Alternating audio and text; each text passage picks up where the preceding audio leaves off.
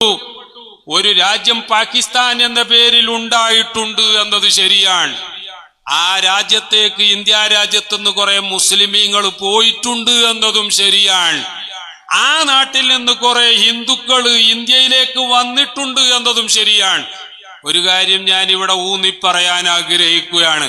മുസ്ലിമീങ്ങളോട് ഇടക്കിടക്ക് പാകിസ്ഥാനിൽ പോകണം എന്ന് പറയുന്നവരോട് ഒരു കാര്യം പറയാനുണ്ട്. പാകിസ്ഥാനിൽ നിന്ന് ഇങ്ങോട്ട് വന്നവരോട് പോകാൻ പറയല്ലേ വേണ്ടത്, അല്ലാതെ ഈ നാട്ടുകാരോട് പാകിസ്ഥാനിലേക്ക് പോകാനാണോ പറയേണ്ടത്?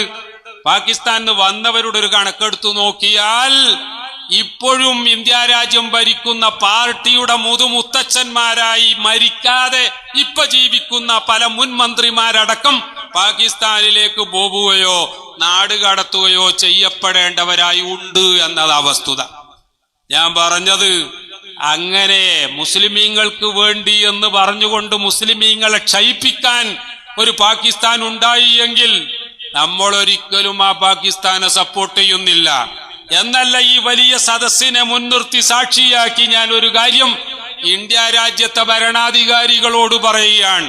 പുൽവാമയുടെ പേരിൽ കഴിഞ്ഞപ്പോൾ നിങ്ങൾ ഞങ്ങളോട് ആവശ്യപ്പെട്ടിട്ടില്ല. ഇനി പഹൽഗാമിന്റെ പേരിലെങ്കിലും ഈ രാജ്യത്തിന്റെ അതിർത്തി സംരക്ഷിക്കാൻ സിവിലിയൻ സർവീസ് ആവശ്യമാണ് എന്ന് ഗവൺമെന്റ് ഉത്തരവിടുന്ന സാഹചര്യത്തിൽ, അഥവാ സാധാരണക്കാരായ പൊതുജനങ്ങളും കൂടി പാകിസ്ഥാനെതിരെ ഒരു യുദ്ധത്തിന് തയ്യാറാകണം എന്ന് പറയുകയാണെങ്കിൽ ഞങ്ങളെല്ലാവരും ആ യുദ്ധത്തിൽ മുന്നിൽ തന്നെ നിൽക്കും എന്ന് പറയാൻ കൂടി ഈ വേദി ഞാൻ ഉപയോഗപ്പെടുത്തുകയാണ്. പ്രിയപ്പെട്ടവരെ, നമ്മൾ ഒരിക്കലും തീവ്രവാദത്തിനോ അല്ലെങ്കിൽ ഭീകരവാദത്തിനോ അതുമല്ലെങ്കിൽ വിഘടനവാദത്തിനോ അല്ലെങ്കിൽ ഉഗ്രവാദത്തിനോ ഈ തരം വാദങ്ങൾക്കൊന്നും നമ്മൾ ഒരു കാലത്തും നമ്മൾ സപ്പോർട്ട് ചെയ്യില്ല എന്ന് മാത്രമല്ല, ഒരു ശരിയായ മുസ്ലിമിന് അത്തരം വാദങ്ങളെ ഒന്നും സപ്പോർട്ട് ചെയ്യാൻ പറ്റുകയുമില്ല. ഞാൻ പറഞ്ഞതിന്റെ ഭാഗം തന്നെ തുടരട്ടെ.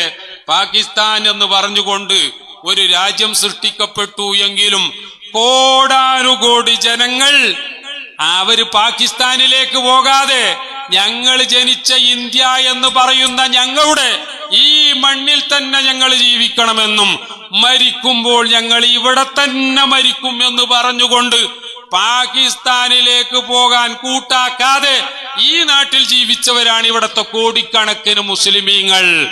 അവരൊരിക്കലും പാകിസ്ഥാനിൽ പോകേണ്ടവരല്ല. പ്രിയപ്പെട്ടവരെ, അവർ ഇവിടെ തന്നെ നിൽക്കുന്ന മറ്റാരെ പോലെയുമുള്ള തുല്യ അവകാശവും തുല്യ അവസരവും ഭരണഘടന വിഭാവനം ചെയ്യുന്ന എല്ലാ